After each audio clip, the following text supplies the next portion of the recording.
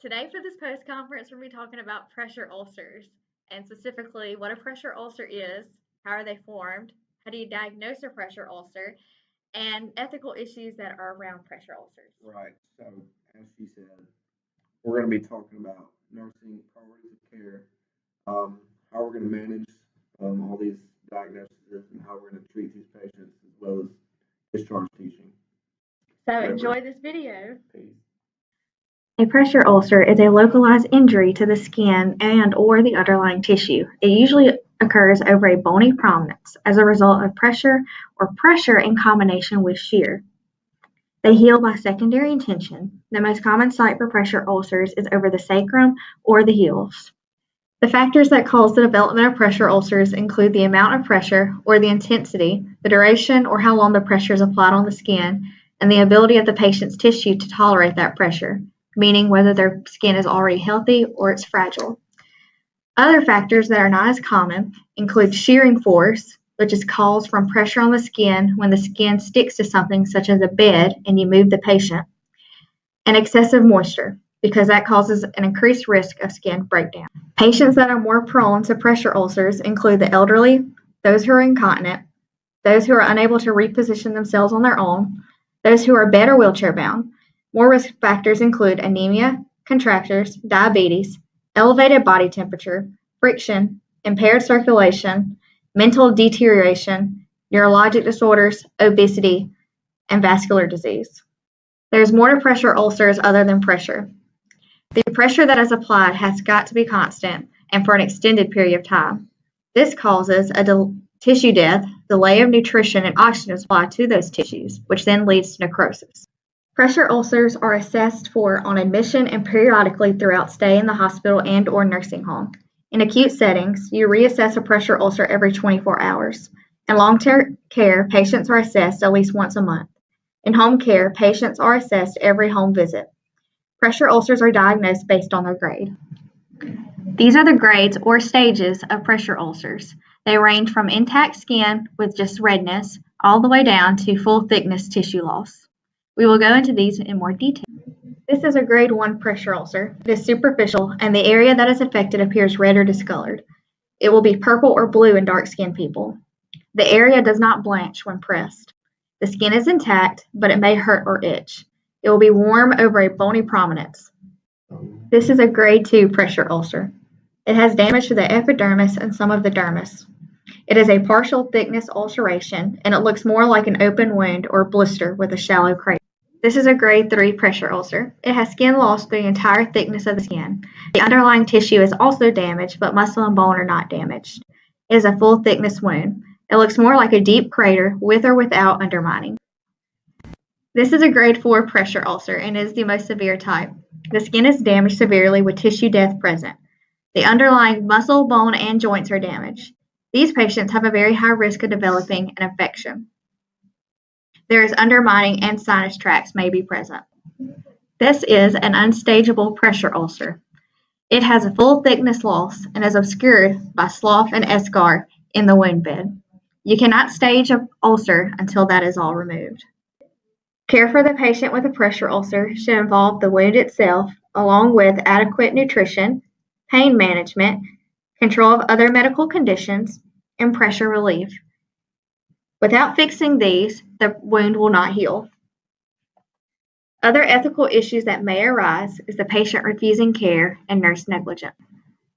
Some patients may refuse care in order to maintain their own form of autonomy. A nurse must make the consideration of whether their patient is mentally competent enough to refuse this care. Nurse negligence is another big ethical issue. A nurse who simply refuses or neglects to fully assess or turn their patient can cause pressure ulcers. Assessment is the key in order to diagnose and manage pressure ulcers.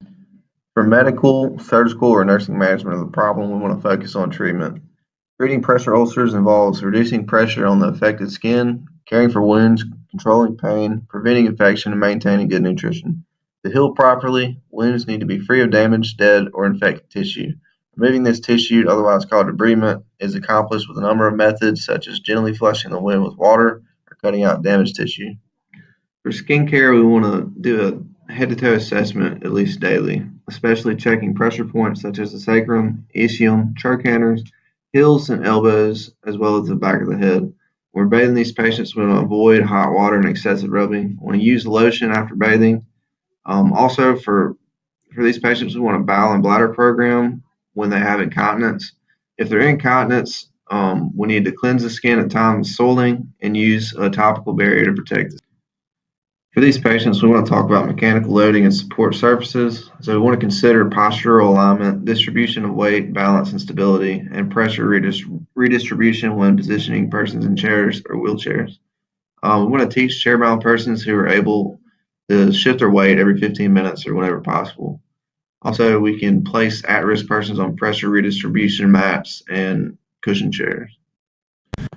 Using lifting devices to move persons rather than drag them during transfers and position changes are another way to effectively prevent pressure ulcers. Pillows and wedges are also other assistant devices to keep bony prominences such as knees and ankles from direct contact with each other. You want to pad skin subjected to device-related pressure and inspect regularly. Use devices that eliminate pressure on the heels.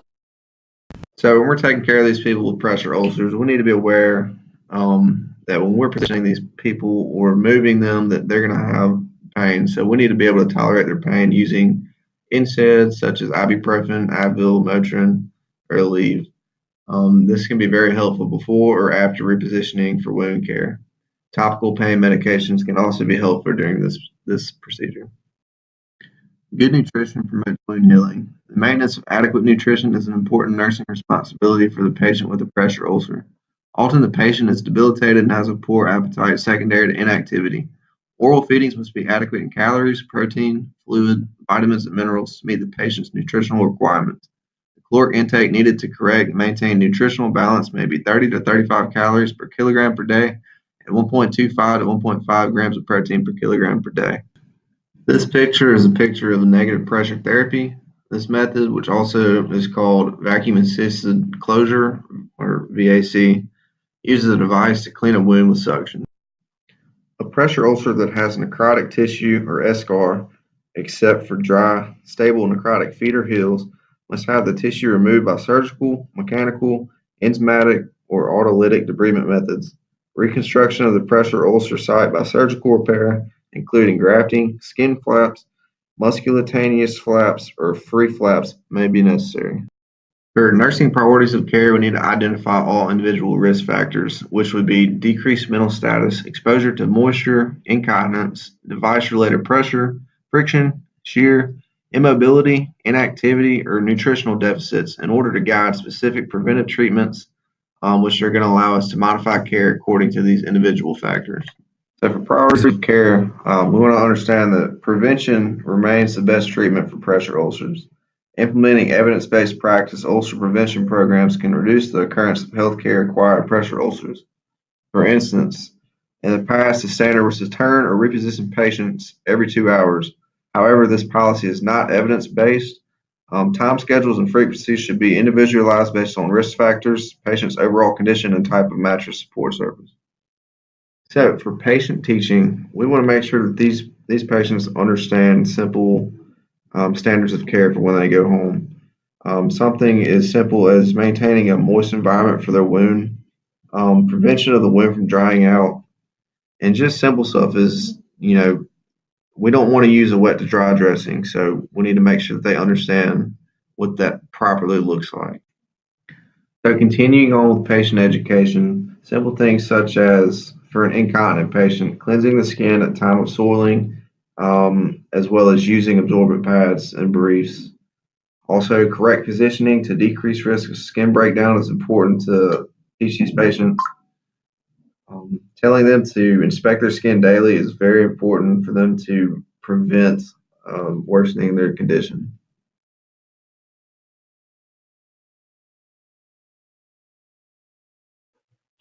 Pressure ulcers cost between 9.1 and 11.6 billion per year. The cost of individual patient care ranges from $20,900 to $151,700 per pressure ulcer. Medicare estimated that about $43,180 in cost was added to a hospital stay. More than 17,000 lawsuits are related to pressure ulcers alone. More than 2.5 million patients per year are affected by pressure ulcers, and more than 60,000 people die from them. The next video explains just how detrimental the cost of pressure ulcers can be to the healthcare industry. Pressure ulcers, incidence, mortality, and financial impact. Pressure ulcers affect 3 million adults at an annual cost to the U.S. healthcare system of more than $11 billion. What's more, nearly 60,000 patients die each year as a direct result of a pressure ulcer. Indeed, pressure ulcers are a major health problem, and with increasing healthcare costs, an aging population, and a sharp rise in diabetes and obesity, the burden and toll of pressure ulcers will likely grow. Although providers have taken steps to slow the prevalence of pressure ulcers, a report from the Healthcare Cost and Utilization Project, HCUP, found from 1993 to 2003 a 63% increase in pressure ulcers. During the same time period, hospitalizations increased by only 11%. The incidence rates of pressure ulcers vary greatly with the healthcare setting. In hospitals, incidence rates range from 0.4% to 38%. At skilled nursing facilities, incidence rates range from 2.2% to 23.9%. In home health, incidence rates range from 0% to 17%. Pressure ulcers are a financial burden on the provider. The cost to treat pressure ulcers is up to 2.5 times greater than the cost to prevent them. In fact, the average cost to manage a single, full-thickness pressure ulcer is $70,000, and it can exceed $150,000. A significant driver is that the average length of stay in the hospital for treatment of a pressure ulcer is 13 days, 3 times longer than the average length of stay. To put it another way, each pressure ulcer adds an extra cost to a hospital stay of $43,180. All told, U.S. expenditures for treating pressure ulcers exceed $11 billion per year. While the financial impact is staggering, the impact to the patient can be even graver. Approximately 2 in 10 patients with a debrided wound, infection, or burn will be readmitted to a hospital, and in home health, chronic skin ulcers are the number 4 diagnosis for hospital readmission. In addition, a patient with a pressure ulcer has a 2 to 6 times greater mortality risk than one with intact skin. Each year, nearly 60,000 patients die as a direct result of a pressure ulcer. But it doesn't need to be that way. In fact, according to the Centers for Medicare and Medicaid Services, there were more than 257,000 preventable pressure ulcers in 2007, and the agency's policies reflect this finding. CMS no longer reimburses for hospital-acquired pressure ulcers, and federal regulations allow surveyors to impose fines and withhold federal reimbursement for failure to implement and document evidence-based practice for pressure ulcers. This suggests that more than ever, implementing a plan that integrates an evidence-based practice for pressure ulcer prevention should be a top priority. Such programs improve the quality of care, yield better outcomes, and help manage healthcare costs.